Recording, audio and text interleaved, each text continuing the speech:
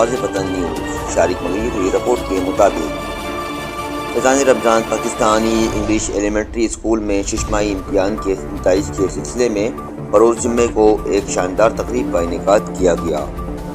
جس میں اسکول کے پرنسپل محترم جناب صوفی عمر دراز پاکستانی نے تمام طلباء کو رزلٹ کارڈ دینے کے ساتھ ساتھ پاک فوج سے اظہار یکجہتی پر خوبصورت پیغام دیا اور پاک فوج کے شہداء کو اور ان کی قربانیوں پر طلباء کو پاک فوج سے محبت کا درس دیا